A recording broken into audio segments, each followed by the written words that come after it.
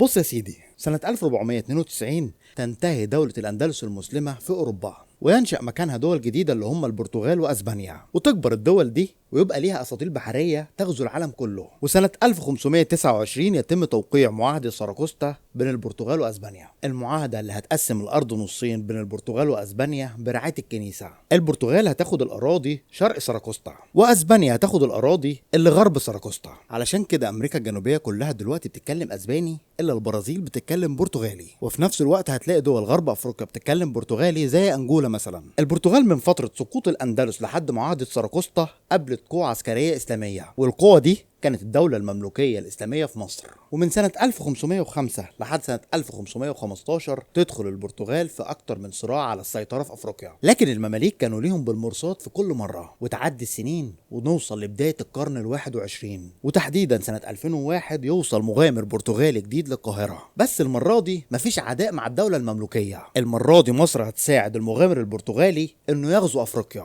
والغزو المرة دي كروي مش عسكري. وحكايتنا عن المغامر البرتغالي مانويل جوزيه، اللي عن طريقه الاهلي قدر يسيطر على افريقيا كلها. اول ما بنسمع اسم مانويل جوزيه في ناس بتقول انه ولا حاجه من غير الاهلي، محدش كان يعرفه قبل تدريب النادي، ومحققش اي نجاحات تذكر بعد ما ساب الاهلي. بس اللي متعرفوش ان جوزيه قدر يفرض نفسه على الساحه التدريبيه البرتغاليه، وكمان قدر يظهر شخصيته على الفرق الاوروبيه. مانويل جوزيه دي خيسوس سيلفا اتولد يوم 9 ابريل سنه 1946 في مدينه برتغاليه صغيره. اسرته كانت فقيره، وابوه كان من المؤمنين بالاشتراكيه، وكان دايما بيشارك في الاضرابات العماليه، وده ادى لدخوله السجن بعد كده. وده يخلي الام تنزل تشتغل علشان تربي اولادها، والابن الكبير يسيب دراسته ويدور على شغل هو كمان. والطفل مانويل جوزيه يسيب بيت اهله ويروح يعيش عند خالته. ولما يخرج ابو جوزيه من السجن يرجع جوزيه لاهله مره تانية. وقتها جوزيه كان عنده 15 سنه، وزي اللي في سنه كان بيلعب كرة في الشارع مع اصحابه، وكون منهم فرقه ودخل بيهم دوره وديه ويكسبها. ولما رجع البيت يلاقي واحد غريب قاعد مع ابوه وامه. مندوب نادي بنفيكا جاي يتعاقد مع الشاب مانويل جوزيه، بس جوزيه كان بيشجع الغريم نادي سبورتنج لشبونه، وعلشان كده يهرب ويروح لبيت خالته، ويرفض بشكل قاطع انه يلعب لنادي بنفيكا. لكن بعد سنه ينضم لصفوف نادي بنفيكا علشان يبقى زميل الاسطوره البرتغاليه ايزابيو، وده كان في الجيل الذهبي لبنفيكا. جوزيه ياخد الميداليه البرونزيه مع منتخب الشباب البرتغالي في اوروبا، بعدها يقضيها اعارات مع انديه الوسط في الدوري البرتغالي. وسنه 79 ينهي مسيرته كلاعب مع نادي اسبينهو البرتغالي، وفي نفس الموسم اللي اعتزل فيه هو كان المدير الفني للفرقه، وقدر يصعد بالفرقه للدوري الدرجه الاولى البرتغالي. ويقرر انه يعتزل علشان يتفرغ لمشواره التدريبي. بعد كده جوزيه درب نادي فيتوريا جامارايش لمده موسم. جوزيه مع النادي يحقق المركز الرابع في الدوري، ويصعد لبطوله كاس الاتحاد الاوروبي لاول مره في تاريخ النادي. وبعد كده يروح يدرب نادي بورتو منينزي لمده موسمين، ويحتل المركز الخامس في الدوري البرتغالي، وده كان افضل مركز يحققه النادي في تاريخه في الدوري البرتغالي. ويصعد بيهم برضه لكاس الاتحاد الاوروبي. وسنه 85 جوزيه جيله فرصه انه يدرب نادي كبير. جوزيه جيله عرض انه يدرب نادي سبورتنج لشبونه،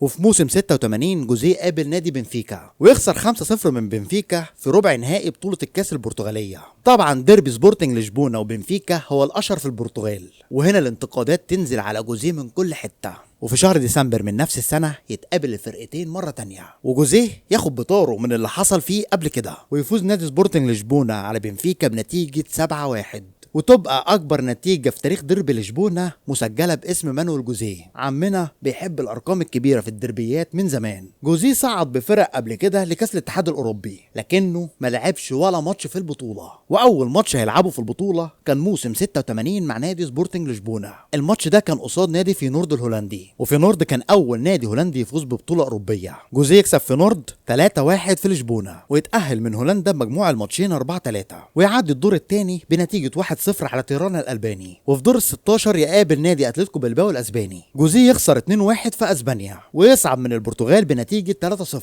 بعدها جوزيه يقابل نادي كولن الألماني، ويتعادل في الذهاب 1-1 في لشبونة، وفي العودة يخسر 2-0 في ألمانيا. وبكده تنتهي المغامرة الأوروبية الأولى لمانويل جوزيه. الموسم اللي بعديه قابل نادي أوكرانيس الأيسلندي، ويكسبوا 9 رايح ويكسبوا 6 جاي، و9 دي أكبر نتيجة كسبها سبورتنج لشبونة بره أرضه في أوروبا. بعدها مانويل جوزيه قابل نادي برشلونة، واللي كان بيدربه واحد اسمه تيري في نابولس الإنجليزي، وده كان عامل معاهم نتائج ممتازة في البطولات الأسبانية، ده غير إنه كان درب المنتخب الإنجليزي قبل كده. جوزيه يخسر 1-0 في الكامب نو في أسبانيا، ويرجع يكسب 2-1 في ماتش العودة في البرتغال. موسم 89 جوزيه قابل نادي نابولي الايطالي واللي كان بيلعب فيه وقتها مارادونا، وجوزيه يخسر بضربات الجزاء من نابولي. سنه 1991 ينتقل جوزيه لتدريب نادي بوفشتا البرتغالي ويقعد يدربهم لحد سنه 1996. وسنه 92 جوزيه قابل انتر ميلان الايطالي في البطوله الاوروبيه. جوزيه يكسب في البرتغال 2-1 ويتعادل في ايطاليا 0-0، الماتش اللي يقال عليه واحد من افضل ماتشات مانويل جوزيه في تاريخه. جوزيه قال على فتره تدريبه البوفشتا انها كانت الافضل في تاريخه الاوروبي.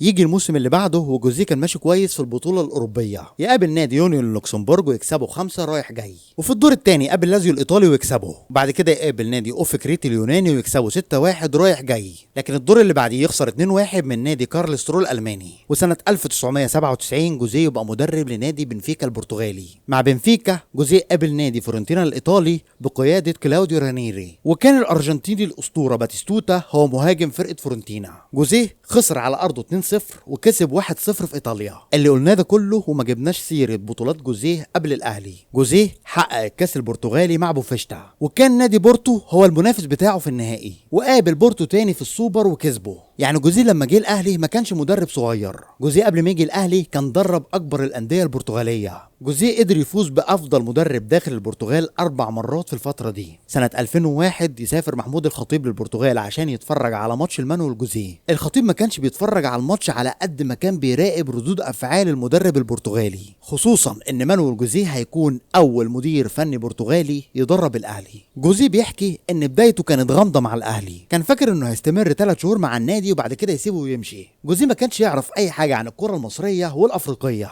جوزيه كان تفكيره انه لو هيخرج من البرتغال فهيكون تعاقده مع نادي كبير. وكيله قال له ان الاهلي لسه فايز بجائزه نادي القرن في افريقيا، وفي نفس الوقت ده ريال مدريد كان فايز بجائزه نادي القرن في اوروبا، وده اللي يخلي جوزيه يوافق بشكل مبدئي على تدريب الاهلي. جوزيه ما كانش متوقع جنون الشعب المصري بالكوره، وخصوصا جنون جماهير النادي الاهلي. يوم 15 يونيو 2001 مانويل جوزيه يوصل القاهره، وده علشان يتم المفاوضات مع اداره النادي الاهلي. الاهلي في نفس اليوم كان عنده ماتش نهائي كاس مصر مع غزل المحله. جوزيه قال كويس عشان اقدر اتفرج بنفسي على الفرقه واللعيبه. جوزيه قعد في مقصوره استاد القاهره وكان جنبه عادل القيعي واللي كان المسؤول عن ملف التعاقدات في النادي الاهلي. جوزيه انبهر بجماهير النادي الاهلي واللي فكرته بالجماهير البرتغاليه، والماتش بيتلعب جوزيه كان هينام في وسط الماتش، وقال في نفسه ايه اللي انا عملته في نفسي ده؟ يا بخته ما اتفرجش على محمد هاني ولا طاهر محمد طاهر، والا كان طالع من الاستاد على البرتغال على طول. الماتش كمل ل 120 دقيقه وينتهي بفوز الاهلي بالبطوله. واللي يلفت انتباه جوزيه كان اللاعب رقم 5 في غزل المحله، واللي كان المدافع الشاب وائل جمعه. بالمناسبه وائل جمعه كان شبه مخلص كل حاجه مع الزمالك وقتها. جوزيه طلب من عادل القيعي انه اول لاعب يشتريه لو هيدرب الاهلي يبقى وائل جمعه. جوزيه يرجع البرتغال بعد ما تنجح مفاوضاته مع النادي الاهلي، وفي الرحله الصغيره دي جوزيه كان بيتفرج على ماتشات الاهلي المسجله، وكان بينام وهو بيتفرج على الماتشات من كتر الملل. جوزيه يرجع لمصر عشان يبتدي شغله مع اللعيبه، والبدايه هتكون في شهر 8 مع بطوله افريقيا، ودي البطوله اللي غايبه عن الاهلي بقالها فتره كبيره. البدايه كانت صعبه على جوزيه،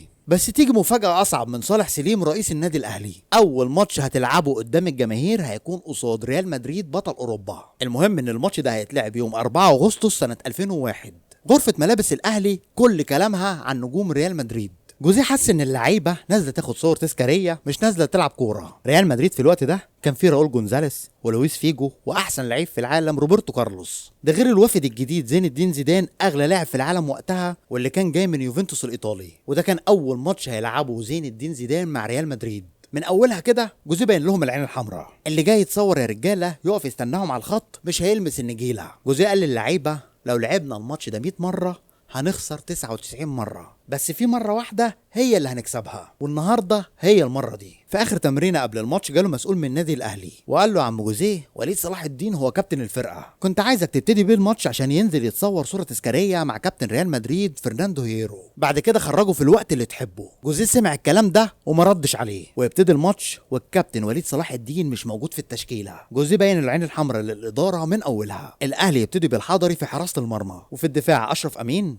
وائل جمعة، شادي محمد، وسعيد عبد العزيز، وخط الوسط حسام غالي وهادي خشبة واحمد ابو مسلم ومحمد جوده، وفي الهجوم كان في علاء ابراهيم وخالد بيبو، والناحيه الثانيه ريال مدريد جاي بكل رجالته، كارلوس وهاليجيرا وزيدان وفيجو وهيرو وراؤول ومكاليلي. الفرقه بتاعت ريال مدريد لما وصلت مصر طلعت خدت كام صوره كده جنب اهرامات الجيزه، ومع الماتش لعيبه ريال مدريد حست بالاجهاد شويه. وسط الماتش جوزيه يعمل تغييراته وينزل وائل رياض وعادل مصطفى، وكانوا من اللعيبه الشباب ساعتها، وينزل كمان صاحب جول الفوز النيجيري ساندي، وده كان حاجه كده شبه ميكيسوني. ويخلص الماتش بفوز الاهلي على ريال مدريد كبير كبار الانديه الاوروبيه. تاني يوم كان في 6 لعيبه ما جوش التمرين في النادي. في مسؤول بلغ جوزيه ان اللعيبه دي كانت زعلانه انهم ما لعبوش الماتش. جوزيه استدعاهم في التمرين اللي بعده، قال لهم انا مش جاي هنا عشان اطبطب وادلع، انا جاي علشان افوز في كل ماتش العبه، واللي شايفه كويس هو اللي هيلعب معايا. وطلب منهم انه يحضروا التمرين اللي بعدها بدري قبل كل اللعيبه دول جه منهم 4 وفي 2 ما جوش. على طول جوزيه بعتهم يتدربوا مع الشباب في مدينه نصر. سنه 97 الاتحاد الافريقي غير مسمى بطوله كاس افريقيا للانديه البطله علشان تبقى تحت اسم دوري ابطال افريقيا، وغير نظام البطوله علشان تبقى بشكل دور المجموعات من دور ال16. البطولة اللي كانت بتتلعب بنظام خروج المغلوب من أولها. الاتحاد الأفريقي اللي رفع جوائز البطولة ل1,000,000 دولار، والأهلي يرجع يلعب مع الشكل الجديد للبطولة، خصوصا إن الأهلي كان معترض على الشكل القديم للبطولة، وكان شايف إن البطولة مش جايبة همها، خصوصا مع الانتقالات الكتير داخل أفريقيا. الأهلي دخل للبطولة وهو حامل اللقب مرتين قبل كده، مرة سنة 82 ومرة سنة 87. الأهلي يدخل البطولة دي بتشكيلة أغلبها لعيبة من الشباب. عندك وائل رياض واحمد السيد وحسام غالي وابراهيم سعيد واحمد ابو مسلم وابو المجد مصطفى، وكان في من الكبار عصام الحضري واللي كان على قده، وكمان وليد صلاح الدين وسيد عبد الحفيظ ومحمد فاروق وعلي ماهر. والمحترفين كان اسحاق اول وصندي. خالد بيبو كان راح الاهلي في انتقال حر بعد ما الاسماعيلي استغنى عنه. الاهلي يبتدي البطوله الافريقيه ويقابل نادي ريتسي الاريتري ويكسبه، وبعد كده يقابل نادي سان ميشيل بطل سيشيل ويفوز عليه بخماسيه، وبكده يصعد الاهلي لدور المجموعات، ويقع في مجموعته بترو اتلتيكو الانجولي وشباب بلوزداد الجزائري واسك ابيجان الايفواري. الماتش الاول كان مع بترو اتلتيكو في انجولا. قدر الاهلي يكسب الماتش ده، بس في لعيبه تلفت نظر جوزيه. مختار كان مساعد جوزيه وقتها. قال لجوزيه ايه رايك في اللعيب رقم 11 في الفريق الانجولي؟ جوزيه قال له مش بطال، بس انا عاجبني اللعيب رقم 16 في الفرقه، اللعيب اللي دماغه كبيره ده، وكمان الجناح الشمال بتاعهم، انا عايز الاثنين اللعيبه دول. اللاعب رقم 11 كان ايفيلينو، اما الاثنين التانيين كانوا جilberto وفلافيو، اساطير النادي الاهلي بعد كده. وعايزك تاخد بالك معايا من حاجه، وائل جمعه وجilberto وفلافيو وبلال ولسه متعب وعاشور، دي لعيبه بقت اساطير بسبب مانويل جوزيه مش العكس. المهم بعد كده الاهلي يكسب شباب بلوزداد الجزائري، وبعدها يخسر من اسك ابيجان الايفواري، بس يكسبوا في القاهره، وفي القاهره برضه يخسر من بترو اتلتيكو الانجولي، وينتهي دور المجموعات ويصعد الاهلي تاني لمجموعته. حوار تاني المجموعه ده اللي بعديه بنكسب البطوله من زمان على فكره، عشان يصعد الاهلي للادوار الاقصائيه ويقابل غول افريقيا. الماتش اللي لو ما اتلعبش في افريقيا يبقى ملهاش طعم. النادي الاهلي هيقابل نادي الترجي التونسي، واللي كان بيضم اغلب عناصر منتخب تونس وقتها. الاهلي والترجي يتقابلوا في استاد القاهره. الماتش ده يخلص 0-0، بس يعتبر واحد من اجمل ماتشات الديربي. الماتش اللي مش هنسى فيه صوت عمنا ميمي الشربيني لما كان بيعلق على فرصه ابراهيم سعيد الثلاثيه، حط يا راجل، حط يا راجل، حط يا راجل. ابراهيم سعيد يضرب مدفع من نص الملعب يخبط في العارضه، الكوره ترد مره والتانيه والتالته وما ترضاش تخش في الجون.